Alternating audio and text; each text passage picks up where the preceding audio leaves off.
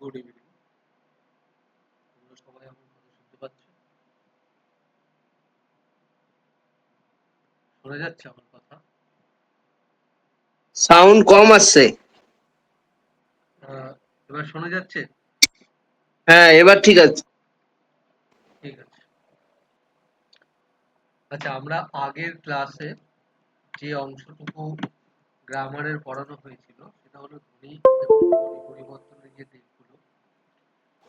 প্রথমে স্বরধ্বনি, ব্যঞ্জন ধ্বনির বিষয়গুলো পড়িয়ে দেওয়া হয়েছে।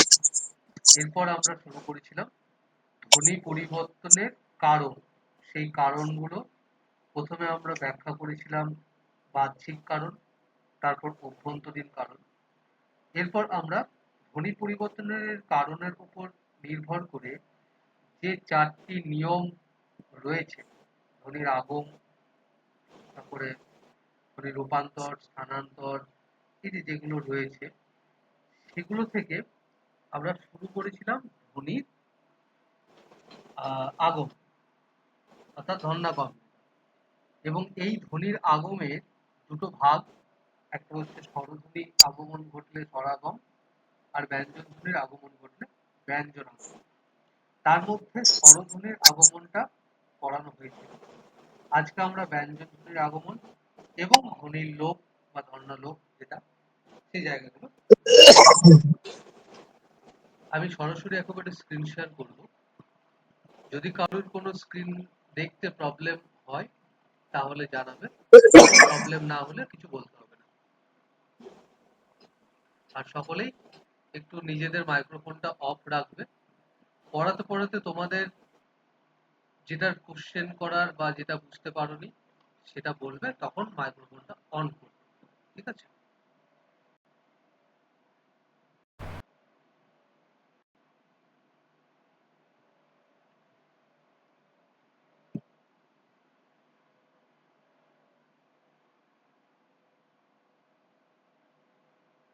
আমরা তাহলে যে শ্রেণী বিভাগ পেয়েছিলাম সেই শ্রেণী বিভাগের মধ্যে ৪টে ভাগ।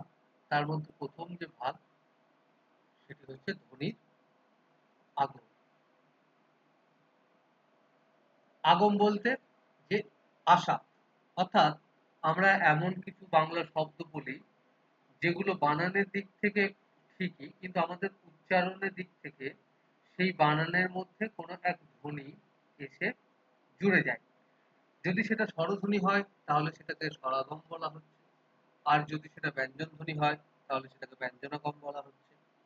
এবার এই ধ্বনির আগমের স্বরধ্বনি হোক বা ব্যঞ্জন ধ্বনি, দুটোরই ক্ষেত্রে ৩টে করে ভাগ রয়েছে। অর্থাৎ একটা শব্দের মধ্যে যদি প্রথমেই শুরুতেই যদি স্বরধ্বনি বা ব্যঞ্জন ধ্বনির আগমন ঘটে তাহলে তাকে আদি স্বরাগম বা আদি ব্যঞ্জনাগম বলা হচ্ছে। যদি শব্দের মাঝে ধ্বনির আগমন ঘটে তাহলে তাকে মধ্য ব্যঞ্জনাগম বলা হচ্ছে, মধ্য স্বরগম বা মধ্য ব্যঞ্জনাগম বলা হচ্ছে। আর যদি সেই শব্দটার একেবারে শেষে ধ্বনির আগমন ঘটে তাহলে তাকে অন্ত বলা হচ্ছে। এবারে সেটা স্বরধ্বনির আগমন ঘটলে স্বরাগম, আর ব্যঞ্জন ধ্বনির আগমন ঘটলে সেটা ব্যঞ্জনাগম। আমরা আগের দিন স্বরাগমের সমস্ত উদাহরণ সহ দেখেছি। এবারে আজ দেখবো আমরা ব্যঞ্জন ধ্বনি, অর্থাৎ আমাদের প্রচলিত জীবনে যে সমস্ত কথাবার্তা বলি, এই কথাবার্তার মধ্যে অনেক শব্দ রয়েছে যে শব্দগুলোর মধ্যে ব্যঞ্জন ধ্বনির আগমন ঘটে। সেই আগমনটা কখনো আদিতে হয়, কখনো মধ্যে হয়, কখনো অন্তে হয়। এবারে দু একটা উদাহরণ দিয়ে বোঝা যাক যে আদিতে ব্যঞ্জন ধ্বনির আগমন হলে কিরকম হয়, মধ্যতে ব্যঞ্জন ধ্বনির আগমন ঘটলে সেটা কিরকম উচ্চারণ হয়, আর শেষে ব্যঞ্জন ধ্বনির আগমন ঘটলে সেটা কেমন হয়। প্রথমে আদিতে আসি। আমরা বাংলায় একটা শব্দ রয়েছে ওঝা। এই ওঝা শব্দটি আমরা যদি দেখি যে অনেক সময় এটা উচ্চারণ হয়, এবং অনেক জায়গায় বিশেষ করে যদি তোমরা লক্ষ্য করো যে বাংলার যে উপভাষা রয়েছে ৫টি, রাঢ়ী, বঙ্গালী, বরেন্দ্রী, কামরূপী এবং ঝাড়খণ্ডী, এই যে ভাষাগুলো এর মধ্যে বরেন্দ্রীতে অনেক সময় উপভাষার বৈশিষ্ট্য হিসেবে বলা হচ্ছে যে ও কে র হিসেবে উচ্চারণ করে, অর্থাৎ ওঝাটা হয়ে যাচ্ছে রোজা। অর্থাৎ ও স্বরধ্বনি, এটার জায়গায় র ব্যঞ্জন ধ্বনির আগমন ঘটছে। অর্থাৎ স্বরধ্বনির জায়গায় যদি ব্যঞ্জন ধ্বনির আগমন ঘটে আদিতে, তাহলে সেটা ব্যঞ্জনাগম বলবো। এরকম আছে উজু, সেটা থেকে হচ্ছে রুজু। তাহলে আমাদের লক্ষ্য রাখতে হবে, প্রশ্নটা তো এইভাবে আসবে যে একটা উদাহরণ দেবে, উদাহরণটা দেওয়ার পর বলবে যে এখানে কোন ধ্বনির পরিবর্তন ঘটেছে। সেটা ধ্বনির লোপ হতে পারে, ধ্বনির আগমন হতে পারে, ধ্বনির স্থানান্তর হতে পারে, ধ্বনির রূপান্তর হতে পারে। সেটা আমাদের উদাহরণটা দেখে বুঝে নিতে হবে, এবং উদাহরণটা দেখে তাহলে বুঝবো কিভাবে, যে আমাদেরকে লক্ষ্য রাখতে হবে যে পাল্টে যাচ্ছে কোথায় কোথায়। তাহলে ব্যঞ্জনাগম আদিতে এটা লক্ষ্য রাখতে গেলে আমাদেরকে দেখতে হবে যে শব্দের শুরুতে স্বরধ্বনি রয়েছে কিনা, এবং পাল্টে যাওয়ার সময় স্বরধ্বনিটা পাল্টে গিয়ে ব্যঞ্জন ধ্বনিতে পরিণত হচ্ছে কিনা। সেম জিনিস ভাবে মধ্য ব্যঞ্জনাগম। এখানে আমরা দেখব যে আমরা সচরাচর মানে যে শব্দটা করে থাকি বান্দর, বান্দর অনুনাসিক হিসেবে এটাকে আমরা বলে থাকি বাঁদর। ঠিক আছে, কিন্তু বলা হচ্ছে এটার আসল শব্দ হচ্ছে বানর, বানর। তাহলে কি দেখতে পাচ্ছি, বানর এই যে মধ্য ব্যঞ্জন ধ্বনিটা রয়েছে ন, এটার সঙ্গে আরো একটা ধ্বনি আগমন ঘটছে, সেটা কি দ, হয়ে যাচ্ছে বান্দর। বানর থেকে যদি বান্দর হয় দেয় উদাহরণ হিসেবে, তাহলে সেটা মধ্য ব্যঞ্জনগম হবে। কিন্তু যদি বাঁদর দেয়, এটা কিন্তু মধ্য ব্যঞ্জনগমের উদাহরণ নয়, এটা অনুনাসিকের উদাহরণ। এই বান্দরটা বা নাসিক্য ধ্বনি থেকে সেটা অনুনাসিকে পরিণত হচ্ছে, সুতরাং এটা কিন্তু ব্যঞ্জনগমের উদাহরণ নয়। এইগুলো খেয়াল রাখতে হবে। আচ্ছা, এবার যদি দেয় পোড়ামুখী থেকে পোড়ার মুখী, তাহলে আমরা দেখতে পাচ্ছি এক্সট্রা হিসেবে এই শব্দটিতে মাঝে একটি র ধ্বনির আগমন ঘটেছে, মাঝে ঘটেছে, সেই জন্য এটাকে মধ্য ব্যঞ্জনগম বলা হচ্ছে। লক্ষণীয় বা এবং একটা গুরুত্বপূর্ণ তথ্য যে এই জায়গাগুলো থেকে প্রশ্ন এসে থাকে, সুতরাং এই জায়গাগুলো একটু ভালো করে বুঝে নিন। অন্ত ব্যঞ্জনগম, তাহলে আমরা দেখলাম যে আদিতে এলে আদি ব্যঞ্জনগম, মধ্যে এলে মধ্য ব্যঞ্জনগম, আর অন্ত মানে শেষ। তাহলে এমন কিছু শব্দ রয়েছে যে শব্দগুলো আমরা সম্পূর্ণ বলার পরেও একটা এক্সট্রা ধ্বনি উচ্চারণ করি। সীমা থেকে সীমানা, ধনু থেকে ধনুক, নানা থেকে নানান, ইত্যাদি।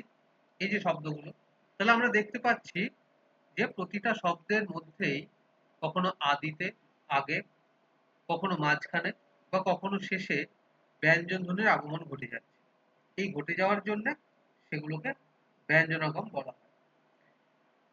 এই হচ্ছে ব্যঞ্জন ধ্বনি এবং স্বরধ্বনির আগমন, অর্থাৎ ধ্বনির যে আগমন ব্যাপারটা রয়েছে ধন্যাগম বলা হয়ে থাকে। সেখানে এই তিনটে তিনটে করে ছটা ভাগ করলেই হবে। বিশেষ করে আমাদের শুধু উদাহরণগুলো মনোযোগ দিয়ে বুঝতে হবে যে পাল্টে যাচ্ছে কি বা আগমন ঘটেছে কোথায়, সেটা মনে রাখলেই বোঝা যাবে। এরপর কি ছিল ২ নম্বর পয়েন্ট যেটা, সেটা হচ্ছে ধ্বনির লোপ,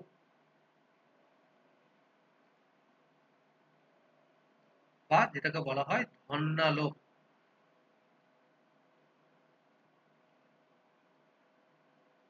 তাহলে আমরা দেখতে পাচ্ছি আগম মানে আগমন ঘটা, আর লোপ মানে লোপ পেয়ে যাওয়া। অর্থাৎ এতক্ষণ আমরা এক্সট্রা করে একটা ধ্বনি উচ্চারণ করছিলাম, এবারে যা শব্দ সঠিক শব্দের বানান, সেখান থেকে আমরা একটা করে ধ্বনি কম উচ্চারণ করে ফেলি। এই যে লোপ পেয়ে যাওয়া, ধ্বনিগুলো লোপ পেয়ে যাওয়া, স্বরধ্বনি লোপ পেলে তাকে বলা হচ্ছে স্বরধ্বনি লোপ, স্বরালোপ। আর ব্যঞ্জন ধ্বনি লোপ পেলে তাকে বলা হচ্ছে ব্যঞ্জনালোপ। তাহলে আমরা প্রথমে এই স্বরধ্বনির যে লোপ পাই, সেই সমস্ত শব্দগুলো একটু দেখে নেব, কোন কোন শব্দগুলোর ক্ষেত্রে স্বরধ্বনি লোপ হয়। সেম জিনিস ভাবে একবার এই নিয়মটা ছকে ফেলে দিলেই সবগুলোর মধ্যেই একই ছক, আদি, মধ্য, অন্ত। আদি স্বরলোপ কি আছে? যেমন আমরা অভ্যন্তর বলে একটি শব্দ রয়েছে। এই অভ্যন্তরকে আমরা অভ্যন্তর বলি না, আমরা বলি ভিতর। তাহলে এখানে অ ধ্বনি লোপ পাচ্ছে। আবার উদ্ধার,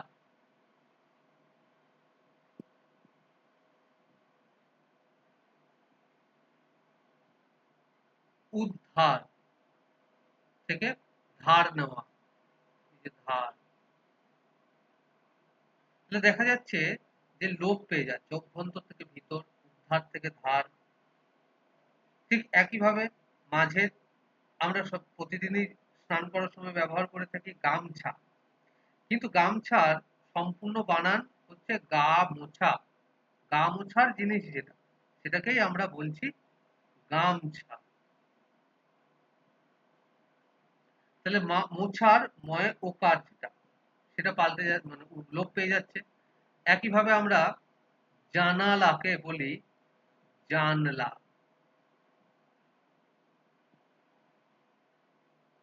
আবার আরো আছে, যেমন আহ, আহ,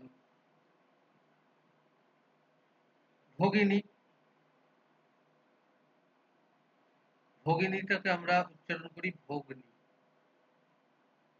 তাহলে গয়ের গোষ্ঠীটা লোপ পেয়ে যাচ্ছে। এরপর আমরা দেখবো অন্ত সরলোপ। অন্ত সরলোপে কি রকম রয়েছে?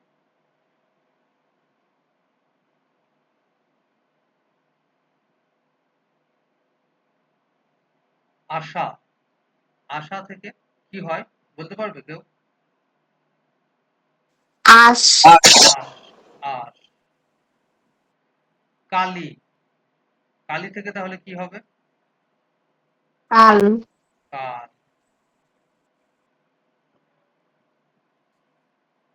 হাসি, হাসি থেকে কি হবে? হাস, হাঁস, হাঁস, হাঁ।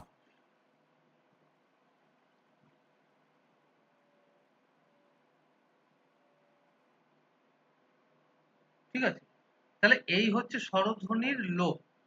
একইভাবে আমরা ব্যঞ্জন ধ্বনির লোপও পাবো।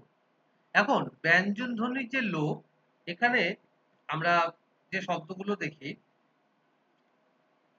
সেখানে আমরা দেখব যে ব্যঞ্জন ধ্বনি লোপের ক্ষেত্রে আদি ব্যঞ্জন ধ্বনি লোপ খুব একটা দেখা যায় না।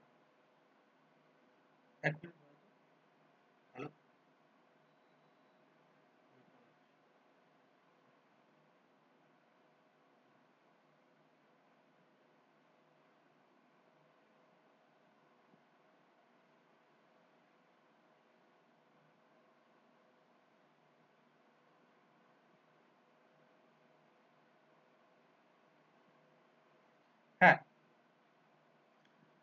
হ্যাঁ, যেটা বলছিলাম, ব্যঞ্জন,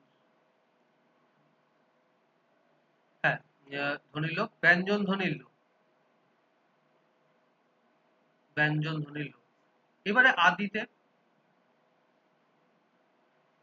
আদি ব্যঞ্জন ধ্বনি লোপ খুব একটা পাওয়া যায় না, তবে ওই যেটা থাকে যে শ্মশান, এটাকে উচ্চারণ করা হয় মশান। লক্ষ্য করো, শ্মশান বানানটা তালব্য শয়ে ময়ে, তালব্য শয়ে আকার দন্তান্ন, সেটা হয়ে যাচ্ছে মশান, ম। এরকমই অনেক শব্দ রয়েছে আদি ব্যঞ্জন লোপে, তবে খুব একটা বাংলাতে নেই। দুটো একটা আছে, সেটাই ঘুরে ফিরে আসে। আদি ব্যঞ্জন লোপ সাধারণত আসে না খুব একটা, যেটা এসে থাকে মধ্য এবং অন্ত। মধ্য ব্যঞ্জন লোপের ক্ষেত্রে যেমন উদাহরণ, আহ, হ্যাঁ, আমরা গোঠের রাখাল বলে থাকি, গোঠের রাখাল। এই যে গোঠের রাখালের গোঠ শব্দটা, এই গোট শব্দটা আসলে মধ্য ব্যঞ্জন লোপের একটি উদাহরণ। কিরকম? কারণ গোট শব্দটি এসেছে গোষ্ঠ গোষ্ঠ থেকে গোট। আমরা বলি নধর ভোলা শব্দ বলে থাকি, নধর শব্দটা বলে থাকি। এই নধর শব্দটি এসেছে নবধর থেকে, নবধর থেকে নধর। তাহলে প্রত্যেকটাতেই আমরা দেখতে পাচ্ছি যে মাঝের যে ব্যঞ্জন ধ্বনি সেটা লোপ পেয়ে যাচ্ছে, ফলে সেটাকে মধ্য ব্যঞ্জন লোপ বলা হচ্ছে। আর অন্তব্যঞ্জন লোপ একইভাবে আমরা অন্তর্ব্যঞ্জন লোপ তো আমরা প্রায় ইউজ করে থাকি যে আমরা সমস্ত কিছু সম্বোধনের ক্ষেত্রে, অর্থাৎ ছোট কাকা বলি ছোটকা, সেরকমই বড় দিদি বলি বড়দি, এরকমই ছোট দিদিকে বলি ছোড়দি। তাহলে ছোটকা, ছোড়দি, বড়দি এইগুলো সবই হচ্ছে অন্তব্যঞ্জন লোপ। আচ্ছা, আমি যদি একটু জিজ্ঞেস করি, এই অন্তব্যঞ্জন লোপেরই আমাদের রাজ্যে জেলার নাম রয়েছে, কোন জেলা বলতে পারবে?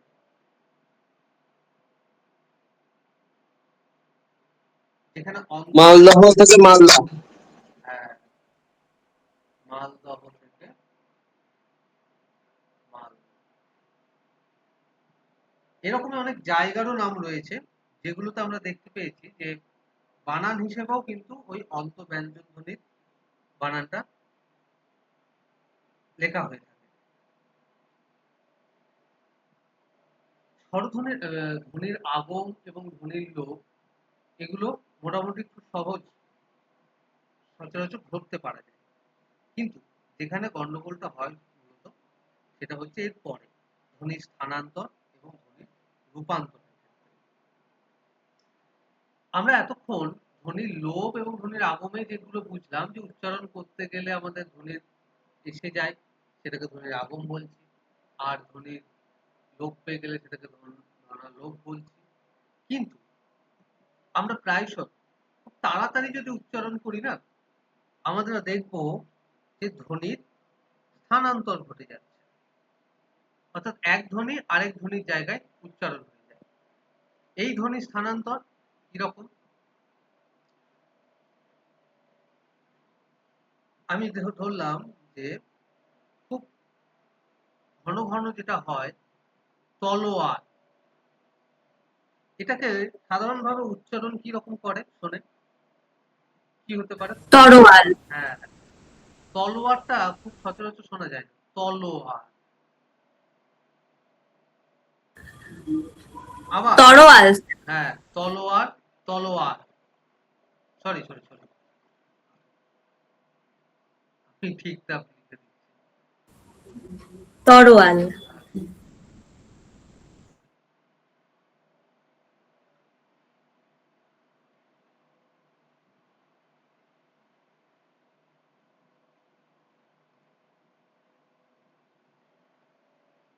শক্তি চট্টোপাধ্যায়ের একটা কবিতা আছে, তিন পাহাড়ের কোলে, কারোর পড়া আছে? হ্যাঁ, পড়া আছে। সেখানে একটা শব্দ রয়েছে কি, আহ, এ, অন্ধকারে তিন পাহাড়ে ট্রেনের থেকে নেমে হাওয়া বিলাসী হাওয়া পিঞ্জরা চোখ। বিলাসী বিমদোলাচক হ্যাঁ, আটকে গেল। ওখানে ওখানে একটা আছে, লাইন আছে, বনভূমির ওপারে কোন মনোভূমির দল। মনোভূমি। হুম। এই শব্দটাকে নিয়ে অনেকে ভুল ব্যাখ্যা করে। এই যে মনোভূমির দয়, এই দয় শব্দটা অ্যাকচুয়ালি এসেছে দহ, দহ থেকে দয়। এবারে এই দহ, এই দহটা কোথা থেকে এসেছে? দহটা এসেছে হ্রদ। তাহলে বনভূমির ওপারে কোন মনোভূমির দয়, আসলে কবি মনোভূমি কল্পনার মাধ্যমে আমাদের মনের যে হ্রদ, স্বচ্ছ হ্রদ, সেটার কথা বলেছে। তাহলে হ্রদ থেকে দহ থেকে দয়, এটা হচ্ছে ধ্বনি স্থানান্তরের উদাহরণ।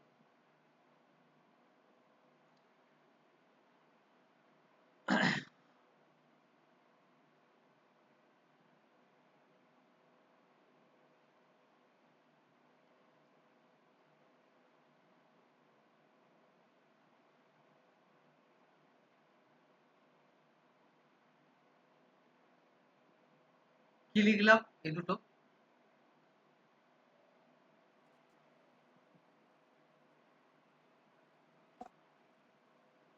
কি লিখলাম? আজি থেকে আইজ, কালি থেকে কাই। সাধারণত এটাকে কি বলে? শোনা যাচ্ছে? হ্যালো, স্যার শোনা যাচ্ছে স্যার? হ্যাঁ, শোনা যাচ্ছে। আমি বলছি আজি থেকে আইজ, কালি থেকে কাই, এই রূপান্তরটাকে কি বলে? অপিনীতি। অপিনিহিতি। অপিনিহিতি। অপিনিহিতি জিনিসটা কি?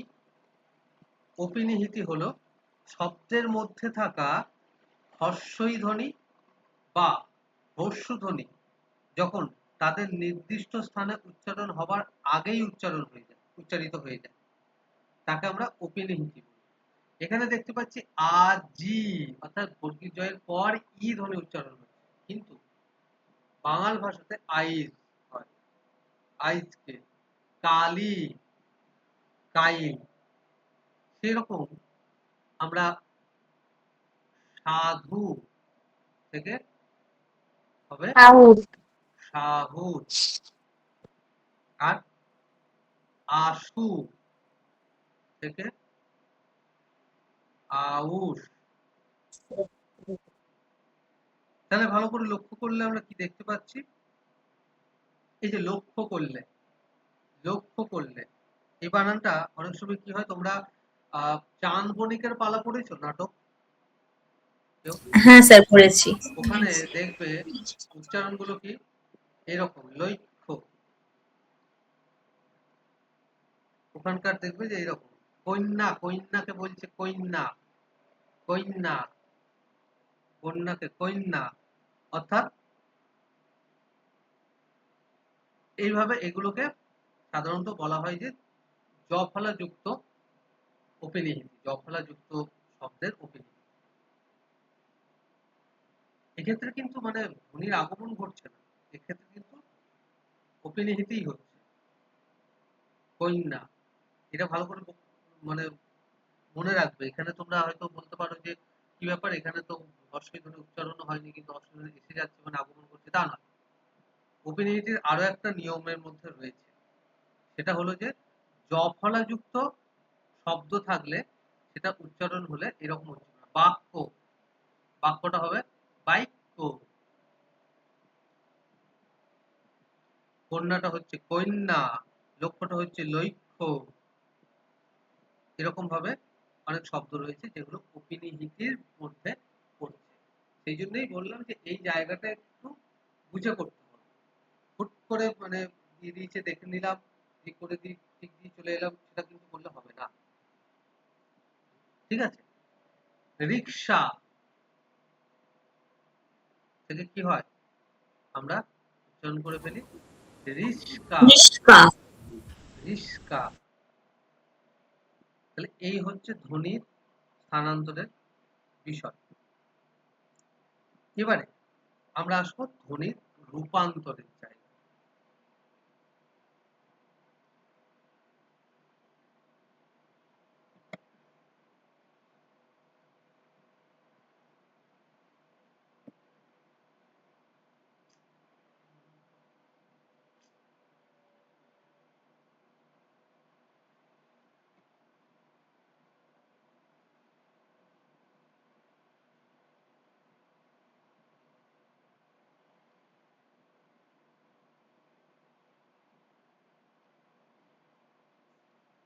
আচ্ছা, ধ্বনির রূপান্তর জিনিসটা কি কেউ বলতে পারবে?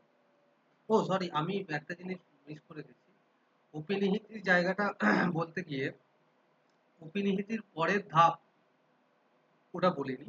অপিনিহি হচ্ছে আজি, থেকে আইজ থেকে আজ, এই যে এটাকে বলা হচ্ছে অপিনিহিতি। অপিনিহিতির পরের ধাপকে বলা হচ্ছে অভিশ্রুতি। অভিশ্রুতি জায়গাটা আমি বলতে ভুলে গেছি। অভিশ্রুতি হলো এইটা, মূলত রাঢ় প্রধান জায়গায় যে উচ্চারণ হয়, মানে চলিত বাংলা শুদ্ধ যে শব্দগুলো উচ্চারণ হয় সেটা। রাইখা থেকে রেখে, রাইখা সরি রাখিয়া থেকে রাইখা থেকে রেখে, এটা হচ্ছে অভিশ্রুতি। ঠিক আছে, বোঝা গেল অভিশ্রুতি জিনিসটা কি। অপিনিহিতির পরের ধাপ বলা হচ্ছে অভিশ্রুতি।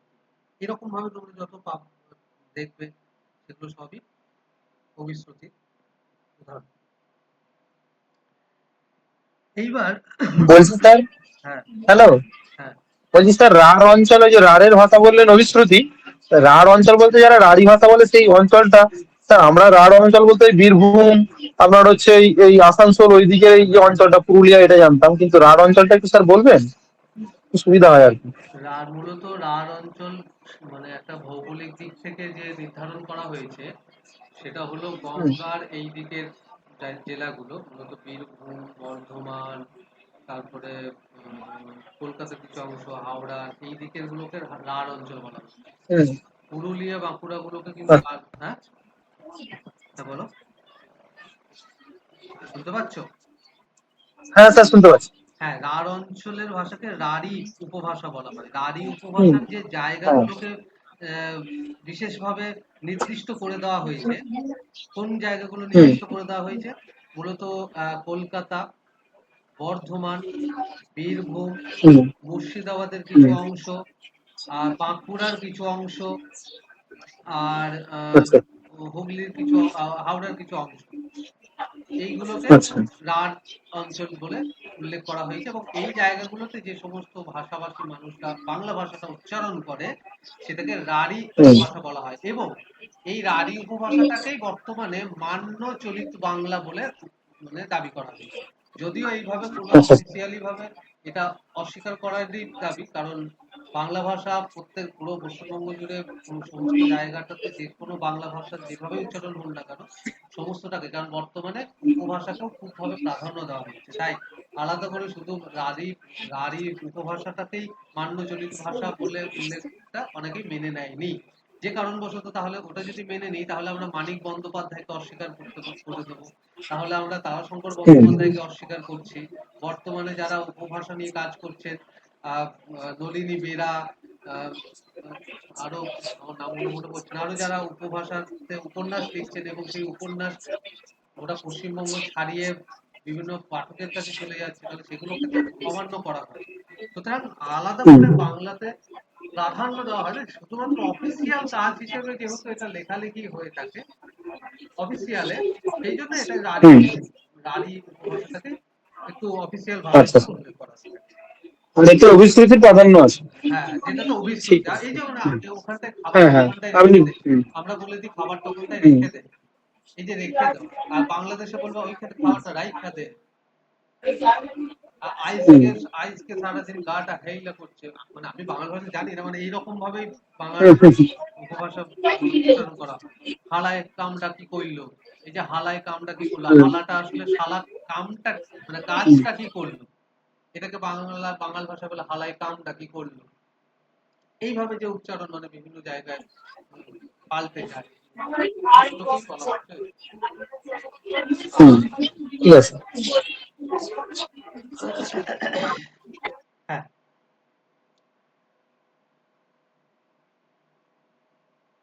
এবারে আমরা দেখব যে রূপান্তরের ক্ষেত্রে স্বরসঙ্গতি রয়েছে।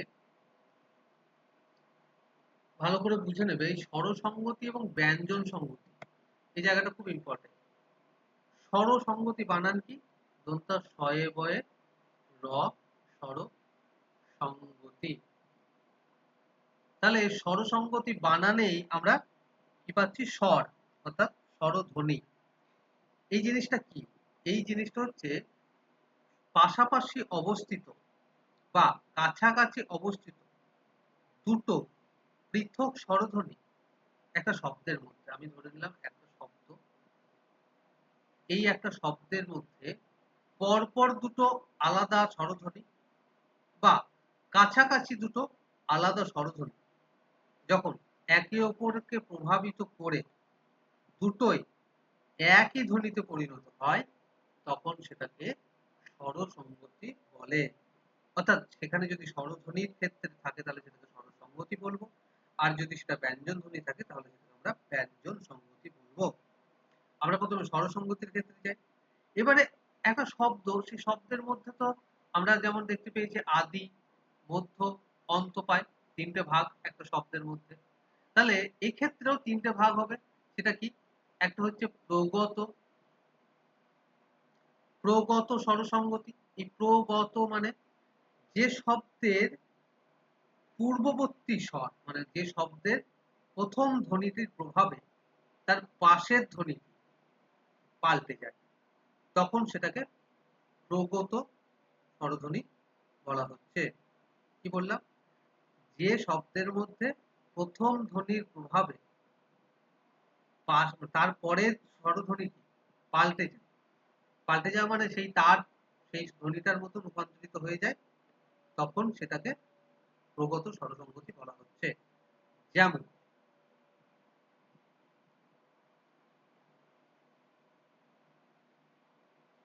পূজা থেকে পুজো, কি পাল্টালো? তোমরাই বলো এটা ভেবে। এখানে বলো বলো বলো, দেখতে পাচ্ছ তোমরা? দেখো, আকারটা ওকার হলো। না এবারে সেই আকারটা ওকারটা কার প্রভাবে হলো? কে পাল্টায়নি তাহলে? পাল্টে কে যায়নি?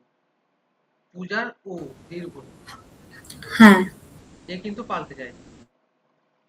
তাহলে এইরকমই পূর্ববর্তী উকার বা ইকার যা কিছু ধ্বনি থাকবে, সে নিজে না পাল্টে যদি দেখা যায় যে তার পরের গুলো পাল্টে দিচ্ছে, তখন সেটাকে প্রগত বলা হয়। যেমন আরো আছে মিছা থেকে মিছে, ভিক্ষা থেকে ভিক্ষে। ভিক্ষে, বিলাত থেকে বিলিতি। বিলেত, বিলেতি না, বিলেতি না, বিলেত। বিলিতি যেটা বলছো সেটাতে তো মানে আরেকটা এক্সট্রা যোগ হচ্ছে, সেটা আরেকটু পরে আসছে। তাহলে আচ্ছা। মধ্যগত হয়ে যাবে। হ্যাঁ, সেটা অন্য হয়ে যাবে। ওইখানেই তো গন্ডগোলটা হয় অনেক, সেই জন্য। একমাত্র দেখবে যে এইগুলো ঠিকঠাক হচ্ছে না।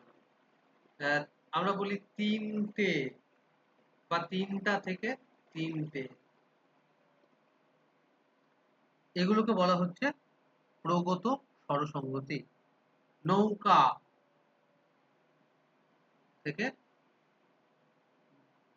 নৌকো, সবই দেখো প্রথমটা ঠিক থাকছে, তার পরের ধ্বনিটাকে পাল্টে দিচ্ছে, সেই জন্য এটাকে প্রগত স্বরসঙ্গতি বলা হচ্ছে। এই প্রগত যখন আছে তার মানে পরাগত আছে, পরাগতটা ঠিক তার উল্টোটা হবে। অর্থাৎ কি?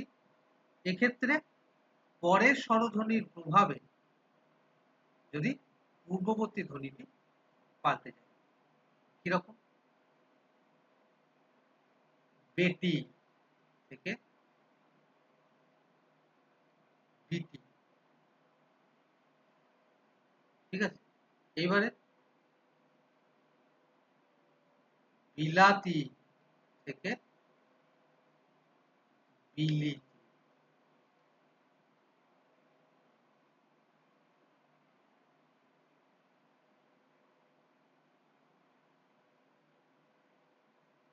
কি? ঠিক আছে? এই যে দেখো, যদিও এটাকে এই এই বিষয়টাকে আবার অনেকে মধ্য বলা হয়ে থাকে, কিন্তু মধ্য নয়। এটা হচ্ছে এই বিলাতির এই ধ্বনিটার প্রভাবেই বাকি যে ছিল আকার, সে তার নিজেদের ধ্বনির মতো করে দিল, সেই জন্য এটাকে পরাগত স্বরসঙ্গতি বলা হচ্ছে। আরো উদাহরণ দিচ্ছি আমি। যেমন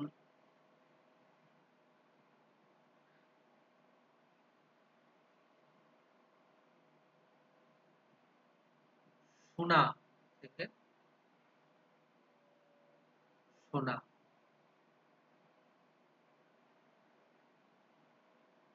আরো আছে, আমার এখন মানে খেয়াল করছি না অতটা, আমি স্যার ভিখারি থেকে ভিখিরি, এটা একটু ভেঙে দিন না।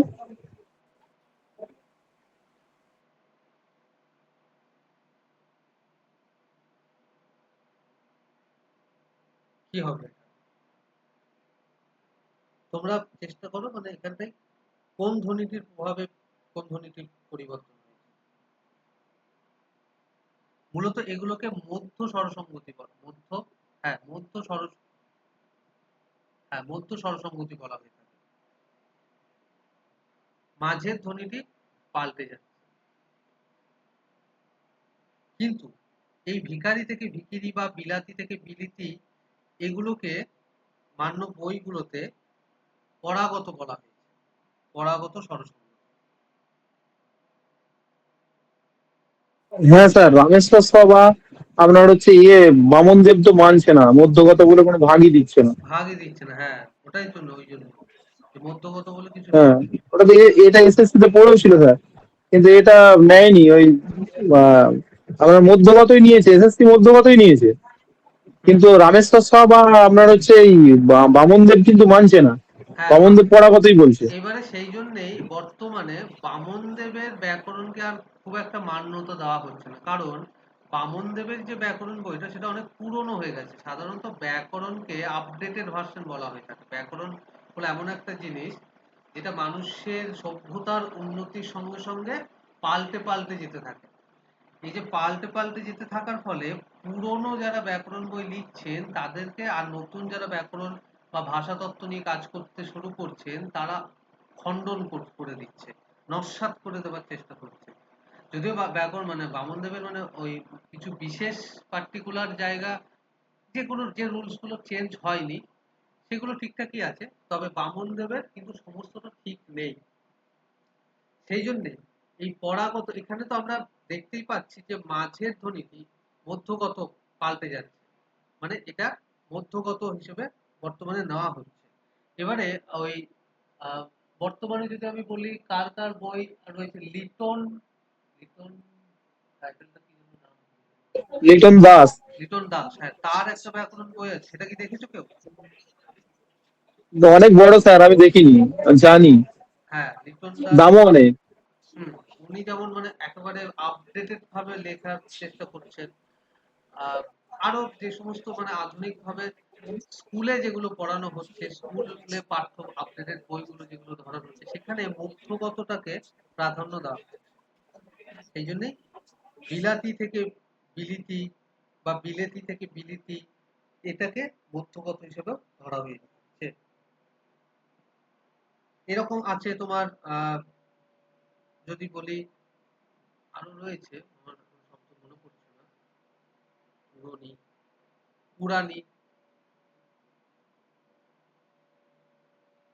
থেকে পুরনি,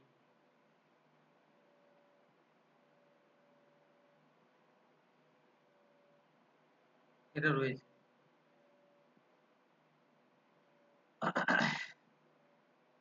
আচ্ছা, এবারে আমরা যদি এই রকম শব্দ পাই তাহলে কি লিখবে?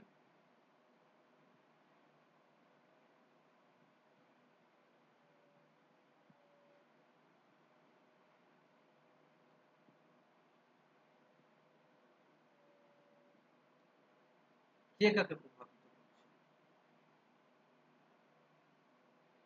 মোজা থেকে মুজো, যদু থেকে অনন্য স্বরসঙ্গতি। যদু, হ্যাঁ অনন্য স্বরসঙ্গতি। কি জিনিস অনন্য স্বরসঙ্গতি? এখানে বলা হচ্ছে যখন নির্দিষ্টভাবে কেউ কাউকে প্রভাবিত করছে না, দুজন দুজনকেই প্রভাবিত করে পুরো পুরো দুজন দুজনকেই পাল্টে ফেলছে, দুজন দুজনকে প্রভাবিত করেই দুজন দুজনকেই পাল্টে ফেলছে। তখন দেখো ভালো করে, আমরা যদি এখানে দেখতে পেতাম যে করো এই যে যদুর উ ধ্বনি প্রভাবিত করছে, তাহলে এ কিন্তু ঠিক থাকতো এখানে, কিন্তু এও পাল্টে গেল। আবার এখানেও অ ধ্বনি পাল্টায়, মানে প্রভাবিত করলে এ ঠিক থাকতো, কিন্তু এও পাল্টে গেল। এই জায়গাটা সহজ, মানে বুঝে নেওয়া। মোজার ক্ষেত্রে দেখো, যদি আমরা ধরে নিই যে ও ধ্বনি পাল্টে মানে প্রভাব করছে, তাহলে ও তো এখানে বজায় থাকবে। যে একটা জিনিস মনে রাখবে, যে প্রভাব খাটাচ্ছে সে পাল্টাবে না, যাকে প্রভাবিত করছে সে পাল্টে যাচ্ছে।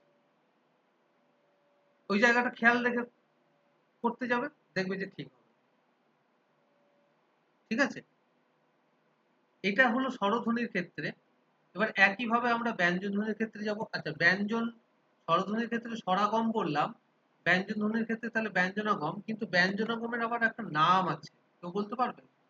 আরেকটা নাম রয়েছে, অনেক সময় সেই নামটা ধরে চলে আসে। কি নাম ব্যঞ্জনাগমের, সরি ব্যঞ্জন সংগতির, জানো কেউ?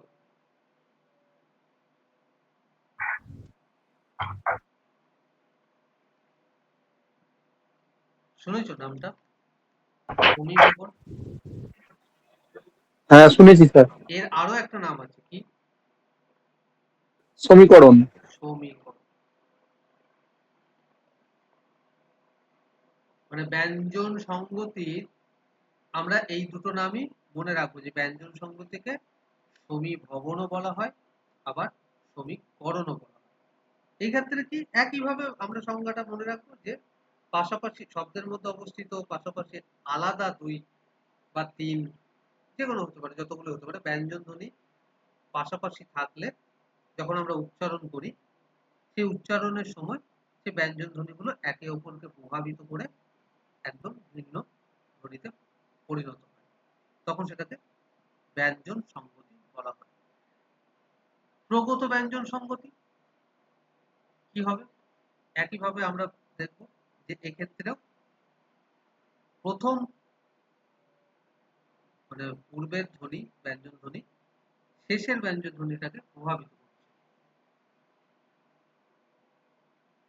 পদ্ম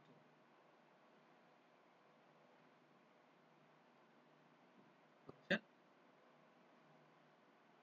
পদ্ম।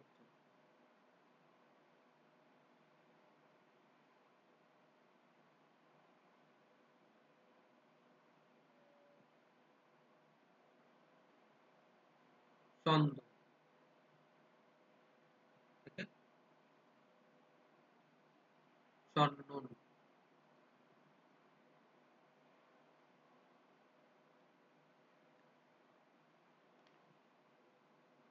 সরি, সরি,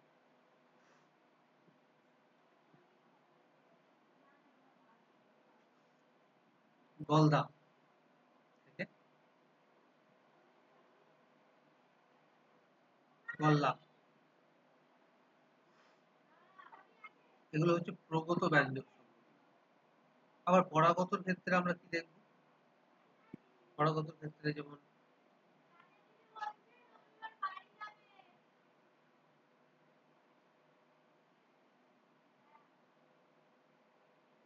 সূত্র থেকে সূত্র, কর্ম থেকে কম। ভালো করে লক্ষ্য, সূত্র ত সে প্রভাবিত করে তয় তয় করে। কর্মের ম প্রভাবিত করে ময়ে ময়ে হয়। গল্প কি হবে তাহলে এটা? গল্প। গপ্প,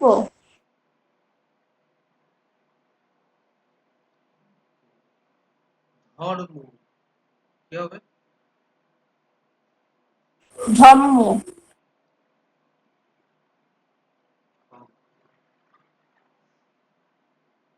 এবারে একইভাবে আমরা যদি দেখি যে কেউ উভয়কে প্রভাবিত করছে, তখন সেগুলো কি রকম হবে? যেমন মহোৎসব থেকে মৎস্য, মৎস্য। উৎসাহ থেকে কি হয়? কেচ্ছা। উর সাথে আমরা বলি কেচ্ছা।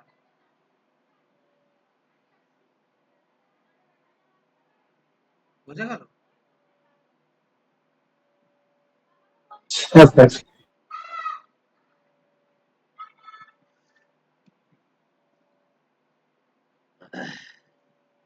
ধ্বনির রূপান্তর তাহলে আমরা ধ্বনির আগম, ধ্বনির লোপ, ধ্বনির স্থানান্তর, ধ্বনির রূপান্তর এগুলো পেলাম। এরপর আর দু তিন কি কি রয়েছে? বর্ণ বিপর্যয় রয়েছে, না সরি বর্ণ বিপর্যয় পড়া না। আর তো আর সেরকম এর মধ্যে আর ভাগের মধ্যে কিছু নেই। মানে ধ্বনির ক্ষেত্রে এইখানেই শেষ, কমপ্লিট। সাধারণত আর আমার তো মনে পড়ছে না। ওই হকারী ভবন, সহকারী ভবন ওইসব আছে। হ্যাঁ ওইগুলো আছে, ওই লোক বর্ণদিতর ক্ষেত্রে, বর্ণলোপের ক্ষেত্রে ওগুলো সাধারণত খুব একটা আসে না। আহ, ওগুলো খুব একটা আসে না, তবে নোটে স্যার দিয়ে দেবেন, হ্যাঁ নোটে দিয়ে দেবো। ওগুলো একটু নোটে রাখবেন স্যার। হ্যাঁ নোটে, কারণ ওগুলো মানে সময় নষ্ট আর কি। মানে আমি দেখেছি যে আসেই না ওগুলো। মূলত এই যে এই জায়গাটা থেকেই আসে, যে জায়গাটা থেকে আসে সেই জায়গাটা করে খুব ভালো করে পড়ে থাকতে হবে এবং সেই জায়গাটা থেকেই ভালো করে প্র্যাকটিস করতে হবে, তাহলেই হবে। কারণ হকারি লকারি ওগুলো মানে ইয়েতে আসে না। ওগুলো তো স্কুলে পড়ানোর মধ্যেও নয়, স্কুলে পড়ানোর যে জায়গাগুলো সেই জায়গাগুলো থেকে সাধারণত প্রশ্ন বেশি করে আসে। তোমরা যে এক্সাম গুলো দিচ্ছ আমি দেখতেও পাচ্ছি যে তোমরা নিজেদের স্কোর গুলো বলছো, অনেকের দেখতে পাচ্ছি যে স্কোর একটু কম হয়েছে। আমি তাদেরকে একটু জিজ্ঞেস করছি যে তোমাদের কি কোনো কোথাও কিছু বুঝতে অসুবিধা হচ্ছে?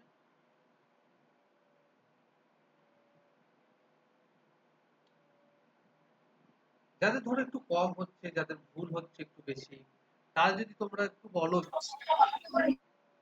হ্যাঁ বলো, শুভাশিস কিছু বলছো? না না স্যার, বলছি বুঝতে কোনো অসুবিধা নেই, কিন্তু এখন পড়াশোনাটায় টাইম দেওয়া হচ্ছে না, বুঝতে পেরেছেন? আপনি যেভাবে পড়াচ্ছেন মনে থাকছে, সেটা তো একটু রিভিশন বা নোটটা একবার পড়তে হয়। না পড়ে ওইগুলো অ্যান্সার দিয়ে মোটামুটি ধরুন 30-এ 20 বা কোনো বার 26 এরকম উঠছে। কিন্তু সেটা তো এবার ধরুন স্টাডি করে নিলে হয়ে যাবে। কিন্তু মানে আমি তো নোট দেওয়ার পরের দিনই কিন্তু মক নিই না, সেই জন্য আমি নোট দেওয়ার দুদিন পর পর হ্যাঁ হ্যাঁ হ্যাঁ টাইম দিই পড়ার। হ্যাঁ নেন, কিন্তু কি বলুন তো, আমাদের তো মানে অ্যাকচুয়াল কাজ করে পড়াশোনা বুঝতে করতে পেরেছি, হচ্ছে, হ্যাঁ মানে এজটা তো সেই জায়গায় চলে গেছে, হ্যাঁ হ্যাঁ, সেই জন্য টাইম করে করি আর কি। হুম। বুঝতে পেরেছি। যখন পড়বো একসঙ্গে সব পড়ে নেবো, এরকম একটু ভাবনা চিন্তা আছে, বুঝতে পেরেছি। ওই জন্য একটু কম হচ্ছে স্যার। হুম। বাকিরা যদি কেউ কিছু বলো, বাকিরা মানে মক টেস্ট দিয়ে তোমাদের কি মনে হচ্ছে একটু যদি শেয়ার করো, তাহলে আমি বুঝতে পারবো যে তোমাদের অসুবিধার জায়গা সুবিধার জায়গা কোথায় কি। যে কেউ বলতে পারো যদি তোমাদের কারো কিছু মনে হয়। স্যার মক টেস্ট কোশ্চেন গুলো একটু বেশি।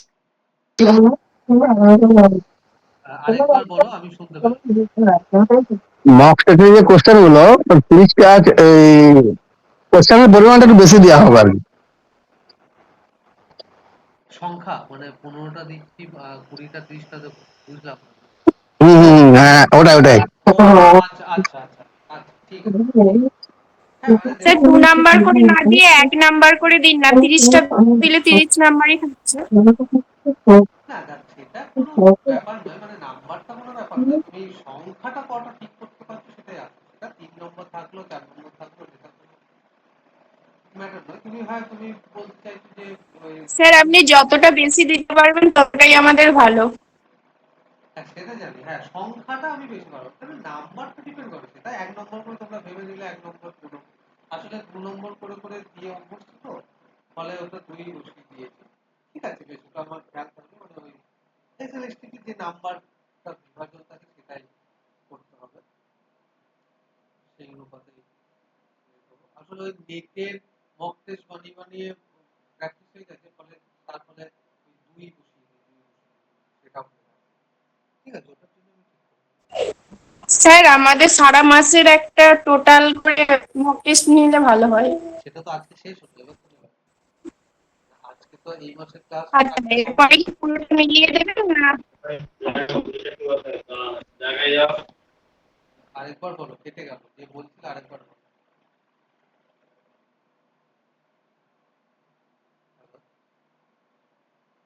কথাটা যে বললে আরেকবার বলো। স্যার বলছিলাম, হ্যাঁ স্যার বলছিলাম যে সারা মাসের এই একটা মাসের যতটা পড়িয়েছেন পুরোটা থেকে মক টেস্টটা নিতে বলছিলাম, মানে এগুলো হ্যাঁ, শেষ হয়ে যাবে। ওটা তো এই আজকে শেষ হলো এই মাসের ক্লাস, এবারে নেব, ঠিক আছে? হ্যাঁ হ্যাঁ। ঠিক বলছি আছে। স্যার একটা কথা ছিল, হ্যাঁ, একটা কথা স্যার জিজ্ঞেস করেছিল, ওই সিলেবাস কি চেঞ্জ হওয়ার কোনো প্রবণতা দেখছেন স্যার, না না পুরোনো না, সিলেবাসে পরীক্ষা হতে পারে? সিলেবাস কেন চেঞ্জ হবে?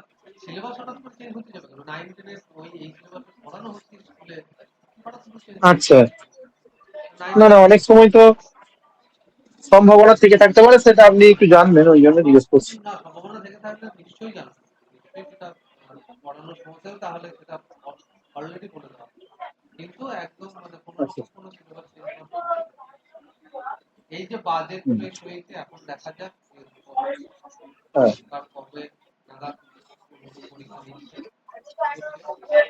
এবারে আশা তো করা যায় যদি সিলেবাস চেঞ্জ হয় মিনিমাম একটা সময় দিতে হবে। আর সিলেবাস চেঞ্জ আচ্ছা আচ্ছা।